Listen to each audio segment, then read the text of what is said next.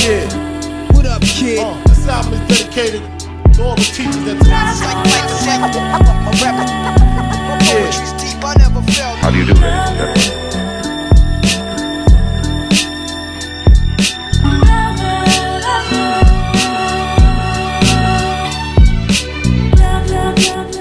Hello everyone, and welcome to episode 14 of the Secondary League Podcast, a baseball podcast presented by the Pinch Runner.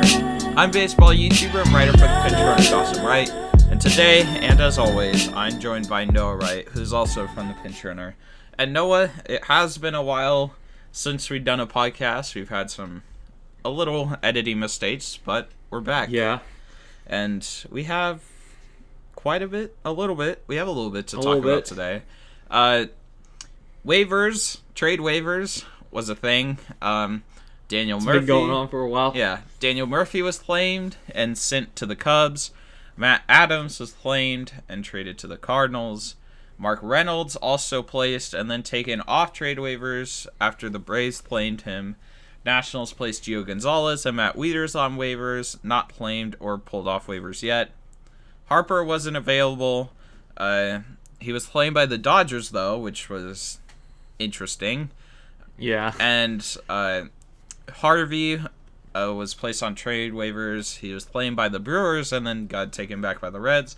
And then Billy Hamilton was also placed on waivers. So that's a lot to unpack there. Let's kind of break it down a little bit. All right, so Daniel Murphy was obviously claimed and sent to the Cubs. So Noah, what do you think about Daniel Murphy on the Cubs? Daniel Murphy was doing okay after he came off the deal. He wasn't doing, amazing with the Nationals, but he was injured for a long time. I'm looking for his stats right now. He's done good since in his limited 14 plate appearances, but he's batting 429, has a 429 on base percentage and a 643 slugging percentage, and has a home run already. Yeah, I'm looking at the depth chart right now. I'm kind of wondering where everyone's going to play when Bryant comes back from the 10-day DL. Russell... Yeah, because Bodie's doing really good. Yeah, Russell's on the 10-day DL, so does that mean... It looks like Murphy... Russell probably gets moved to the bench. Right? Don't you think? I guess. And then Murphy on the bench too, or no? I would say they would move Baez to short. Baez to short. They'd put Murphy at second base. And then Bryant. But then what do you do about Bodie, since he's doing pretty good? Can Bodie play second? I don't know. If he can, that... Yeah, he can play second. Third and second aren't all that different. And, he's hitting 276 with 5 homers. Murphy's doing okay. Obviously, Baez is going to play. That's just a given. Rizzo's going to stay put. And there's... Brian will probably take over main duties. Yeah, and there's... Wherever. And there's not really... Because Baez can also play some outfield if they need him to. Yeah. But, you also have Zobrist on the team as a fourth. And where do you put him? Oh, man, this is tough. Because, you have Schwarber in left, who's going to stay. Almora, Center field, he's doing pretty good defensively and not bad with the bat. He's incredible defensively. Oh, my gosh, he's insane. Hayward... Hayward's having a decent year, too, though. He's okay. Yeah, you don't want to move his glove out of the outfield. 271, 7 homers. That's... he has a 730 OPS, which isn't amazing, but it's not bad. It's not like Cubs Jason Hayward we've seen in the past, Yeah, the last few years, but, still, that's a really good glove you're taking out of the outfield if you want to move somebody. So it's hard. Yeah, so if you're Joe Maddon, okay, what are you going to do with the Cubs roster right now? I'm definitely gonna bench Addison Russell and keep him as a late inning defensive replacement guy. Then it's really gonna be hard because Zobrist is having a really good year, and then you're gonna have Murphy, and you don't know where to put him, and then you have Bodie, who's also doing pretty good. So it's kind of hard. I mean, just to like sort everything out with the depth chart and everything. Yeah. Like people could play different positions, but like outfield, I don't really want to mess that up right now. Mm-hmm. And first base, Rizzo's not going to be moved. Bryant's going to be coming back. Yeah, Bryant has to play, right? Yeah. So Bryant, Baez, and Rizzo all have to play. That means you got one infield spot left For like 3 guys. for Murphy and Bodie and. And then you got to think about what you got to do with Ian Happ. Oh my gosh, man! This roster. Yeah, that would be interesting. I think I would, you kind of have to play it like who's hot at the time. I would say like if Murph does this guy do good against this pitcher or something like that? You gotta kind of play it like that. Yeah, because Joe Maddon does really well with that kind of thing. So yeah.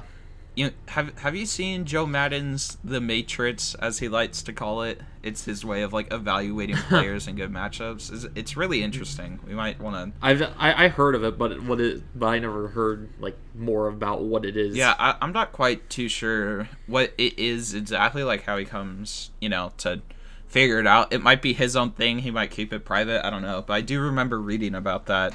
So. I would say based off situations, obviously Baez, Bryant, Rizzo, okay, first, short, and third, and then second base. Kind of put anybody there right now. Yeah, Murphy, Zobrist, and Bodie. You have kind of alternating time there. As long as Bodie can play second, which I believe he can if you're a third baseman. He's played some second base this year. Okay, yeah, and then. Okay, do you think the Cubs are the best team right now in the National League? I think I would rather take the Phillies or the Braves over the Cubs right now. The Phillies? Braves, maybe. I could see the Braves, but the Phillies? I thought that weren't the Phillies doing did the Phillies drop off or something? I know they weren't doing as well as they were earlier. I think they're 3 games back of the East right now. Oh, okay. Yeah. I would say it's really down to Cubs and Braves, and at that point, I might have to go with the Cubs, right? Because I'm still gonna go with the Braves. And one of the best teams on paper is the Dodgers, but they have on paper they're not performing though like they should be. Yeah, well they have a lot of injuries though. Is Jansen back yet? I'm not. Who? Jansen, Kenley Jansen. Jansen, yeah, and then he came off the DL and blew a save or something like that. Oh yeah, that's right. Oh, back to perfect form. But yeah, I would say my top 3 rank in the National League right now is Cubs 1, Braves 2, Brewers 3, maybe. I want to put the Phillies somewhere in the top 5. I would put Brewers. I see maybe 3. What about the Diamondbacks and the Rockies? Rockies are on fire. Yeah, we're kind of sleeping on that. Yeah, but Cubs. I know the Cardinals have done 8. I saw some of the MLB posted 18-4 since the start of. Oh, you're right. August. I forgot about the Cardinals. Man, NL Central is rough. That's brutal. Yeah, it's part of the reason I kind of think they should get rid of divisions a little bit. Because. The fact that the NL Central is that stacked is just kind of sucks, Yeah, I kind of experienced that with the Pirates a few years ago when they had the second best record in all of baseball, and then too bad the team with the best record in baseball was also in that division. So yeah, well, sometimes that's just kind of the way how it rolls. Yeah, all right, so I hate it, but whatever. Mm-hmm. Adams went back to the Cardinals, which is interesting. I mean, yeah, I don't understand what the Nationals are doing, because you had we're going to talk about Mike Rizzo a little bit later, but you had at the trade deadline where you can usually get the most, they didn't. Yeah, they didn't do anything. Well, didn't they trade away a relief pitcher? And that's they traded they traded away Brandon Kinsler, and then they did nothing else. I know, and then you had, I believe it was Rizzo. I'm pretty sure it was Rizzo saying Mike Rizzo? Yeah, Mike Rizzo. He was like, "Oh, I believe in this team," and I'm like, Yeah. "Then why didn't you do anything?" That's what I don't understand. They were like, because they were kind of on like the verge of like they could like trade away some pieces and give some things to their farm, or they could add, and they didn't really do either. They just kind of sat. Mm-hmm. And they were like I don't understand what they were doing. I don't know if all they got was like, oh, we want to take Soto or Robles, right? And they were like, no, right? Because that would make sense unless you're getting some crazy offer back. But like, I don't understand when you say you believe in the team and then you don't do and then anything. You don't do anything. Yeah, like I'm like as soon as he said that, I knew like that was a straight up lie. You could just tell. You know where that came from? Nationals ownership. That's where that came from. Because you could like if they did a full on like sell, like, well, they wouldn't do like a full sell, but like a part sell, like they keep like trade guys are on the last, and trade the guys off that are like on the last year of their contracts. Yeah, but like Harper, Murphy, Matt Adams, guys like that, right? Expendable. Mm-hmm. But so now Daniel Murphy and Matt Adams are gone. When you might have been able to get more at the deadline, at the normal trade deadline, but okay, whatever. And then you don't trade Harper because ownership was like, no. But then you place him on waivers. I know. Then you place him on waivers. Then he gets claimed by the Dodgers, who probably could have given you a pretty decent offer. And then you pull him off of waivers. You take him off. And I'm just like, what is... It's a confusing series of events. Yeah, I don't understand. It doesn't compute with me right now because like you never want to be stuck as a clubhouse. You want to go two directions. One, retooling, or two, competing. That's it. That's really all you want to be. There's gonna be like that weird year where you're like a 500 team, Like, yeah, when you have some of the guys, after you start rebuilding coming up. But, I mean, where are the Nationals at right now? Max Scherzer isn't that young, but he's still very good. Yeah. But other than that, the rotation isn't that great. Soto's a star. And who do you have on that team that's, like, consistent? Soto. You have Soto. Yeah. Robles is gonna get called up soon. Eventually. September for sure. He has to be called up for September. And then who? In the lineup, I mean, that's not very much. Like, who's our catcher? We just said it. Wieters. Mm-hmm. His health's been on and off this year, and even when he's healthy, he's not necessarily performed the best. Mm-hmm. Then you trade away, we already talked about they traded away some of their other guys. Ryan Zimmerman, his health's been on and off this year. Mm-hmm. Yeah. Trey Turner, I guess. Oh, yeah, the Turner. Closest thing. Turner, yeah. Turner and Rendon. And then... Rendon, yeah. Yeah, so it's like, what you got? Three guys. Mm-hmm. Do you want to go ahead and talk about the Mike Rizzo thing now, since... we were talking about national stuff. Yeah, we can move on to that. Yeah, let's go ahead. Okay, so Mike Rizzo apparently wanted to fight a player, so which is some very interesting news. So, it was not Brandon Kinsler. Well, he's also involved in something else with Rizzo, but it was Sean Kelly who he almost got into a fight with. Yeah, apparently Sean Kelly, like, I don't know, he messed up the situation when he came into pitch, right? Do you remember? Yeah, remember he like spiked his glove on the ground and got really angry. Yeah, which baseball players will do, especially in the pros. But the thing is, it was like what the thing was. It was like a 11-1 game before he gave up the home run, or it was even more. I know that. Mm-hmm. 11-1 in whose favor? Like. Nationals. I'm gonna pull up the game log for him to see what it was, but I know it was It might have been like 21-3 or something before he gave it up. Oh, was it that game? Oh my gosh. Okay. It was 25-4, I think. Oh. It was the final score. Oh my so goodness. Okay. Why he would be upset, I don't know. I mean, of course you're going to be upset when you give up a homer, right? In like any scenario. I know, but it's not like this is going to decide. This is like a big game decider, and we're winning by 1 run. You were already winning 25-1 or 25-2. Mm-hmm. I think 25-1 before that home run. Yeah, which is, in that situation, isn't that kind of like the manager's problem at that point? Yeah, but did you see also that he almost got ejected because he was arguing with the umpires over an almost balk? Or I think they told him about a balk and he got really frustrated at that. Okay.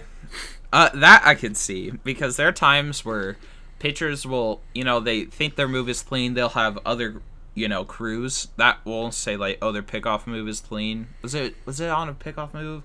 Or the way he gets set, that's fine. He's set, that's not a balk. And then you'll have one umpire in one crew that's that's a balk, right?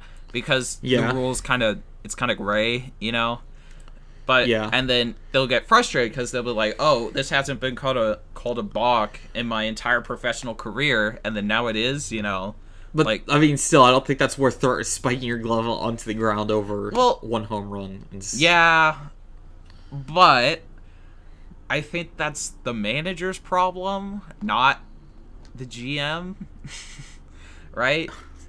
Yeah, because that's more of a on-field thing, and that's kind of what happens when you have a manager that isn't that experienced, right? So yeah, and then he gets DFA'd and claimed by the A's. So now he's on one of the hottest teams in baseball. Yeah, so good for Sean Kelly, I guess. He found a way to get himself off the Nationals, which I'm sure, and onto a winning team. Yeah, I mean it is the A's, but the A's are winning, so who wouldn't want to play for a winning team, right? The interesting thing is what happened after, that came out after he was DFA'd. Oh, yeah. That he almost got into a physical confrontation with Mike Rizzo. I don't... And then How they does said... that happen? I don't know, but then they said Adam Eaton had to step in between the two guys, so, nothing physical happened. Yeah, that was... Oh, man, that's incredible. I don't think I've ever heard a story like that one before. I don't think Of a I don't GM think I've fighting ever a heard. player. Yeah. Oh, my God. What happens to... Because from what I heard, how does from it the story, escalate to that point? Yeah, from what I heard from the story, didn't so Kelly went into the clubhouse or something, right, to do whatever, right, and then didn't Mike Rizzo storm down there in the middle of the game? I wasn't sure. In between innings. I remember. I just remember seeing how they almost got into confrontation. I'm not sure. Oh man, that's. Do you think if that happened, if they got into a fight that, do you think, okay, let's say Rizzo doesn't get fired, but do you think it would be suspended at least, right? I feel like something would be done because, I mean, what GM would lead to get to the point of almost physical confrontation with a player? I get yelling at a player, right? If you think he's, I don't know, whatever, you're the GM, that's fine. Not trying or something. Yeah, if you think he's not trying or not hustling, right? Yeah, but get to the point of a confrontation. There's a difference. There's a difference. And, putting physical harm on someone for spiking their glove, I don't... it's different if it's, another player. Does that... But this is the GM. It's the GM. I've never seen... The GM is supposed to be the bigger guy in this situation and not let it get to that. I know. If you really care so much, just trade him. I mean, he did DFA him, but... And he did go to the A's, but... just get rid of him then. And be like, oh ha, or send him to the minors, or do whatever you need to do. And then Mike Rizzo got in another hot water situation because after he was traded Brandon Kinsler, he said that he made some comments saying that the Nationals clubhouse was a mess.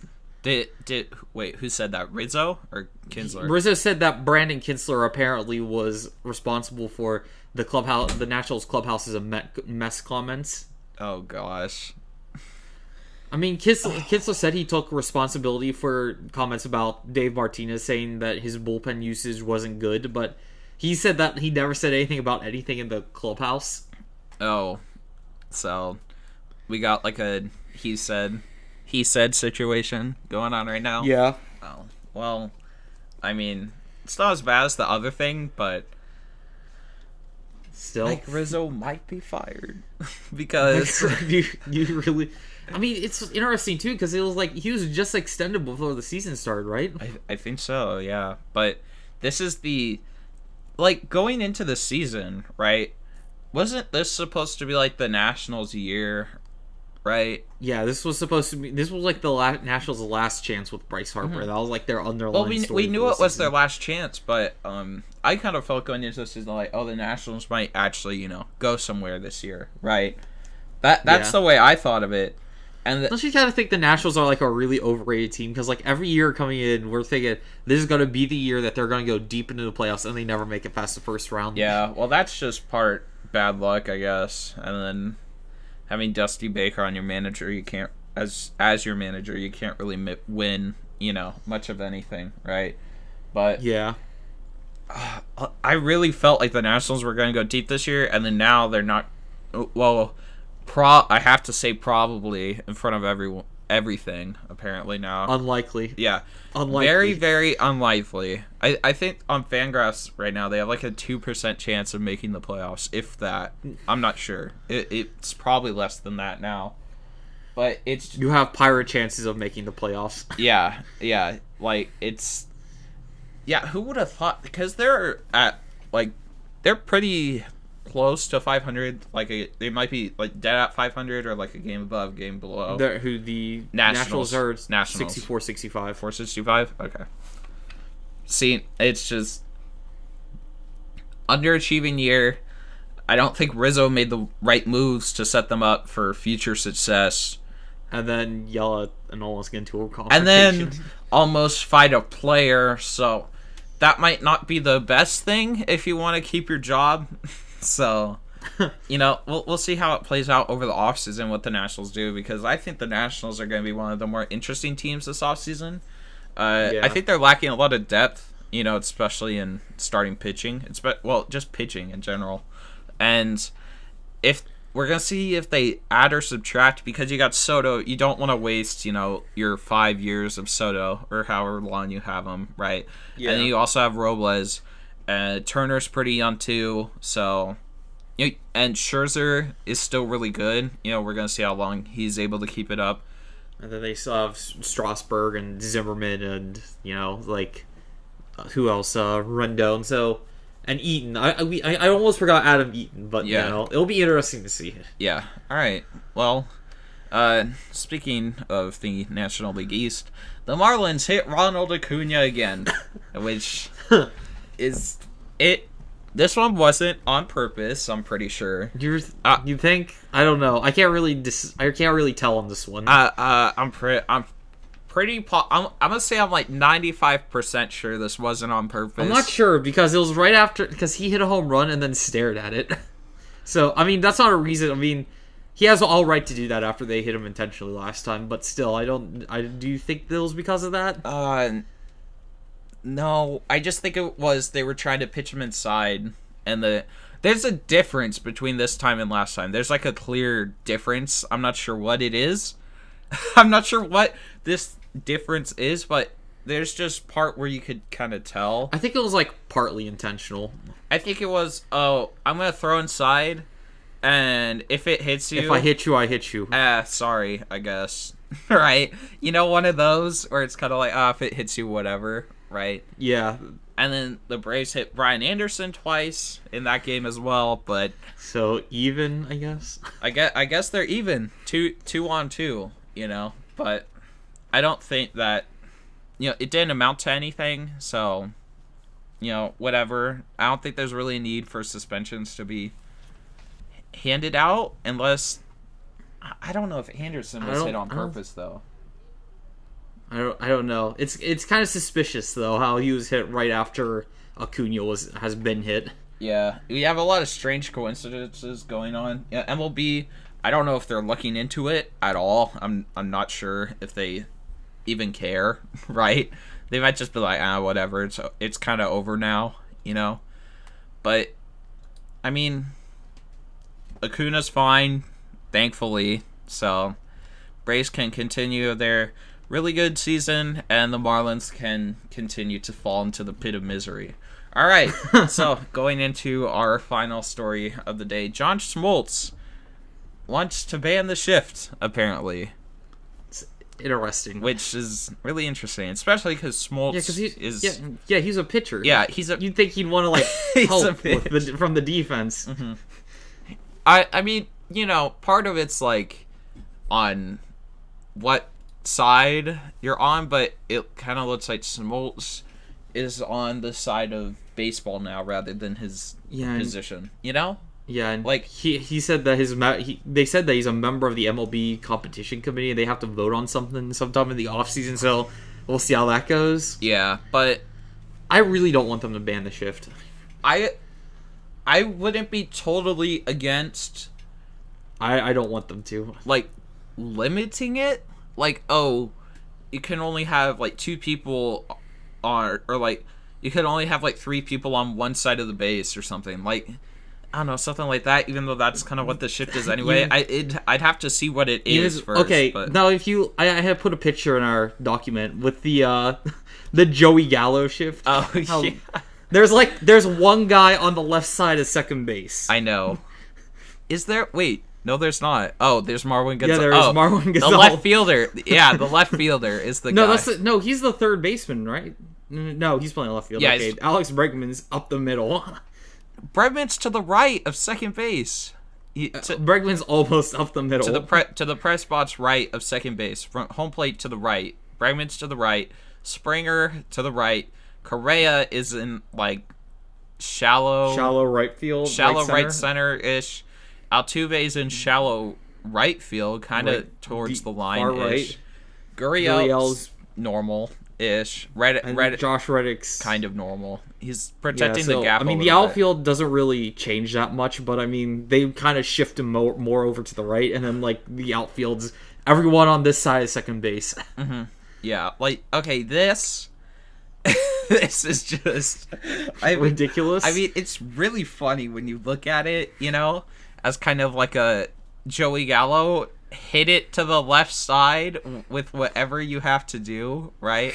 Even if it's bunting? Yeah, even if it's... Do whatever you have to do to get the ball in this direction. But, you know, the thing is, you know, with analytics and stuff, they're like, oh, we don't need that. We're to a level where it's like, oh, we don't need runners on base, which I don't understand. I don't understand how, you know... He strikes out almost 40% of the time. That's ridiculous. Assuming it hasn't gone down. I looked at it like 2 weeks ago. It's like at 37. I want to see Joey Gallo start bunting against the shift to watch him get like doubles down the line on bunts. Mm-hmm. And I know we're probably going to get a comment on this podcast being like, oh, you know, bunting's hard. I never said it was easy. But I feel like Joey Gallo could learn how to get the bunt down between that big of a gap. Yeah. These guys are professional baseball players. They train all year, okay? They're surrounded by professional hitting coaches.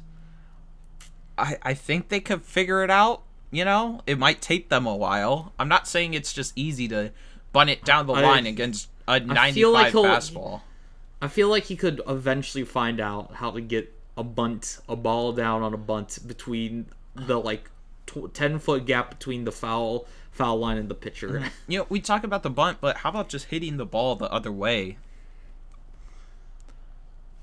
Yeah. Joey Gallo has the power where he could hit it out to left field. He doesn't have to pull everything. Why can't they just teach him to do that? Yeah, I mean, it seems like they're content with him just being walks, strikeouts, and home run guy. They just like seem content with that. Well, it's the Rangers, so he's one of the best players on their team. So even with that kind of strikeout percentage, but Joey Gallo, when he hits, he produces pretty well. So they're just kind of like, whatever, right? Yeah, but you could get so much more production out of him if you could get him to hit to all fields. I mean, yeah.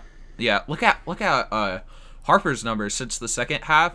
Him hitting to like center and right, left field, center, right, and left is so much higher and his average has gone up a lot too because he started to hit to all fields more. So yeah, he's done so well since the All-Star break. Exactly, and Gallo could get his average up, but they're like, oh, we don't want average, we want home runs. Okay, and I'm just like, that's MLB The Show logic. I don't understand that.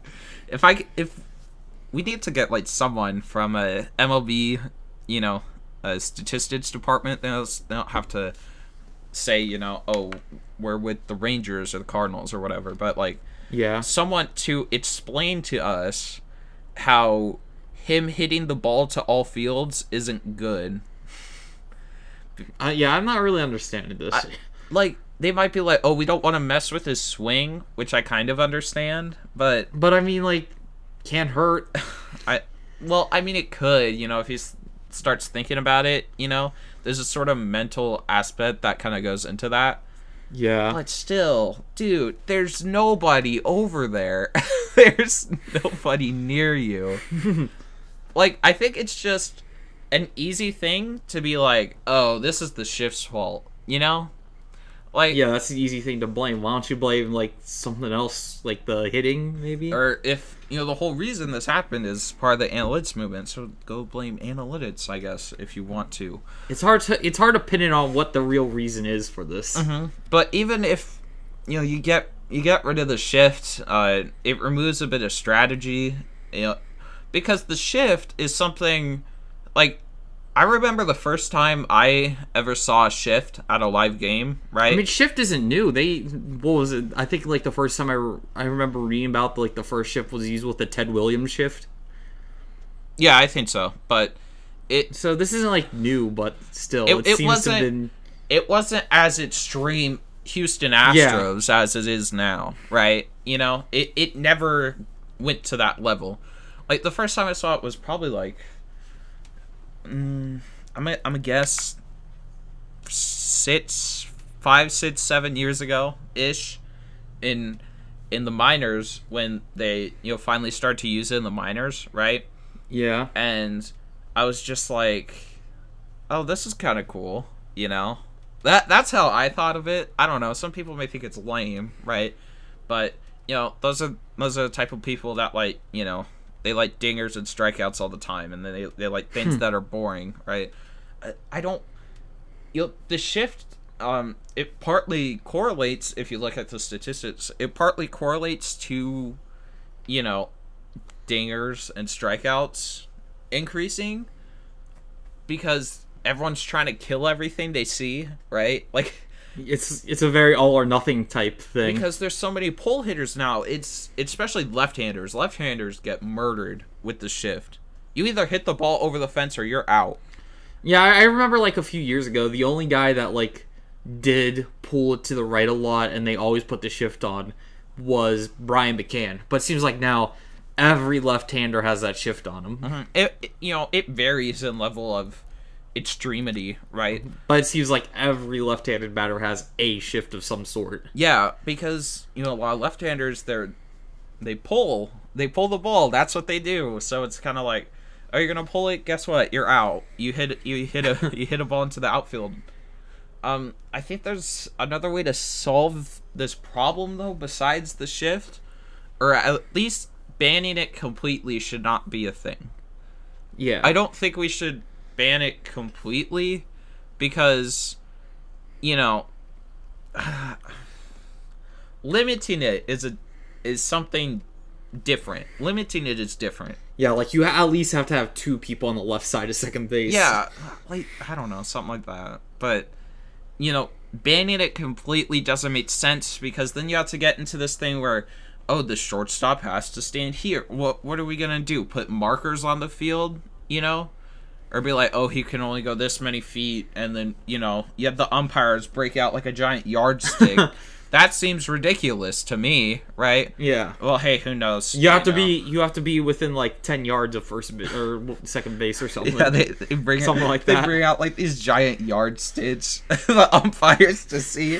They have these giant measuring tapes, and they're like pulling out like the dugout or something. If they're like in violation, he's 3 inches too far, so we have to give them like a penalty of some sort. Yeah, they. How'd you even punish that? The runner goes to first. How would you even punish that gosh. though? Like he's 3 inches. Like how would you even do that? Like could you even punish that? I don't or would know. you just be like, just take 2 steps to your right? Would you give them a warning? Like, would there be a punishment for it, or would they just like have to be like, you know, keep reminding them where to be? I don't.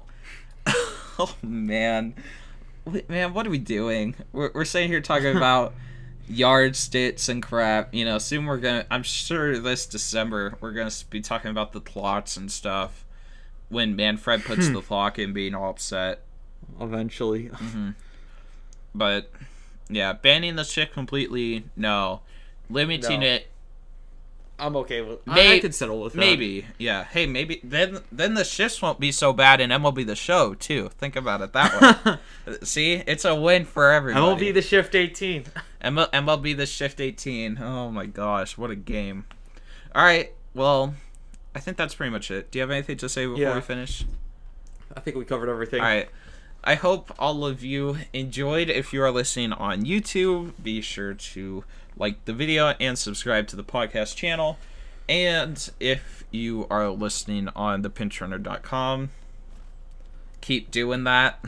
I don't know. We don't have like a system set in place yet. I don't know. But yeah, I don't think we've updated the podcast page since like episode 10. Yeah, don't worry. I'm gonna get on it. But if you're listening on, I guess those are our only 2 platforms, but I hope you all enjoyed, and we will see you all in the next episode.